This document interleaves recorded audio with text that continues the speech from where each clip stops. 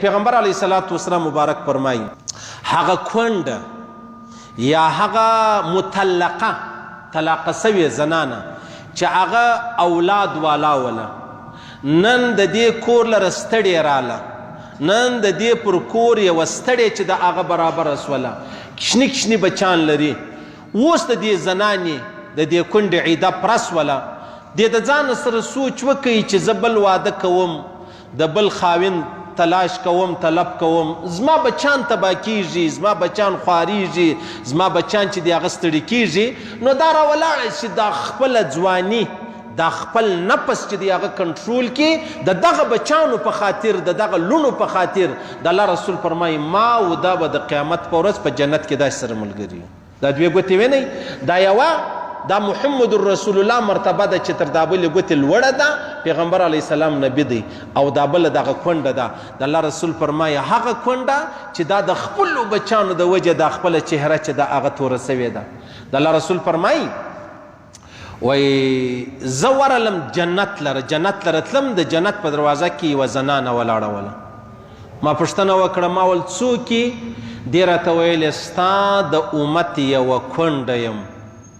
ما دا خپل عزت دا خپل نفس چې دی هغه کنټرول کوي بیا ما واده ونه کوي د دې بچانو په خاطر یا زما زامن یا زما لوڼې نو ما د هغو په خاطر مال د دې مستقبل خرابیږي آینده یې خرابیږي را روان ژوند یې خرابیږي ځواني و بل یې خرابیږي ما وچ کلک دا خپل نفس کنټرول کوي د دې بچانو دپاره د الله رسول فرمایي دغه یوه زنانه ده چې هغه زما د مخه جنت لره تللې وه یا و جنت ته ولاړه وله زما مخکې پیغمبر علیه الصلاة والسلام مبارک فرمایي چې یو نبي نشي تللی نه آدم علیه السلام نه نوح علیه السلام نه ابراهیم علیه السلام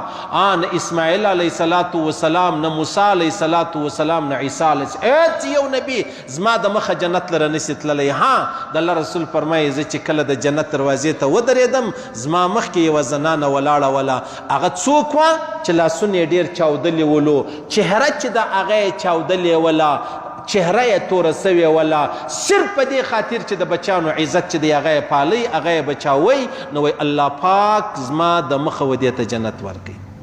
ما او دا به په جنت کې سره ملګري یو د دې جنت زما جنت په سره یو ځای د الله رسول فرمایي الله اکبر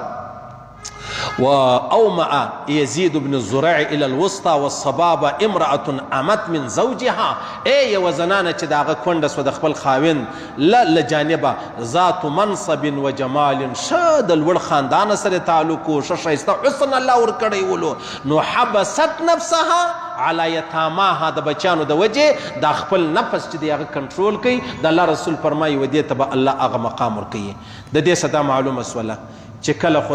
خدا مکه یوه زنانه کونډه سي نو لازمي نه ده چې د عیدې بعد دا فورا بل ځای نکاح وکړي یعنې دا جایزه ده چې د خپل اولاد په خاطر دا بل واده ونه کړي کنې ښه خبره خو دا ده چې یوه زنانه کله الله یو ستړې ورباندې راوستله بغیر د خاوند کښېنې نه دې کښېنې منګر ها که دا ښځه وایي زما بچان تباه کېږي پرېدی سړی دی هغه زما د بچانو کله غم ورسره یي نو دا که بیا کښېنستله دا خبره جایزه ده کنه زموږ په پښتنو کې خو بد خلک دي ظالمان دي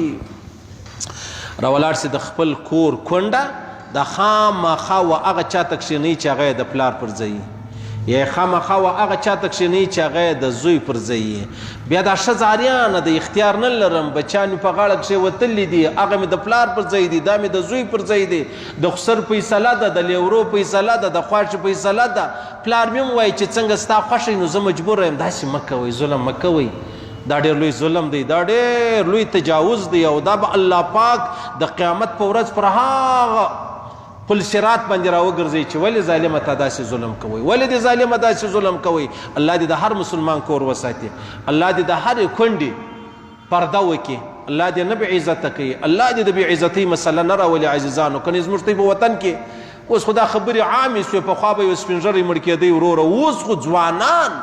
هر ورځ موږ د ځوانانو جنازې وینو د هغه ځوانان بچیان هم لري کوروالا هم لري ډېر لوی داستان دی نو پیغمبر علیه صلات وسلام فرمایي ما و دغه کونډه به په جنت کې سره یو ځای یو یا زما و د دې مرتبه به دومره لکه دغه دوې ګوتې راواخله یا ما و دا به دومره سره نږدې وي لکه دا دوې ګوتې راواخله یا پیغمبر علیه صلات وسلام فرمایي زما و د دې جنت به دومره سره نږدې الله پاک دې د هرې کونډې حفاظت وفرمایي الله پاک دې بې ارزۍ وساتي الله دې د بې عزتۍ وساتي الله پاک دې د هغه ورځې وساتي چې هغه د دې دپاره بیا د خودکشي سبب چې دی هغه جوړ شي دا خبر هم ختمه شوه عزیزانو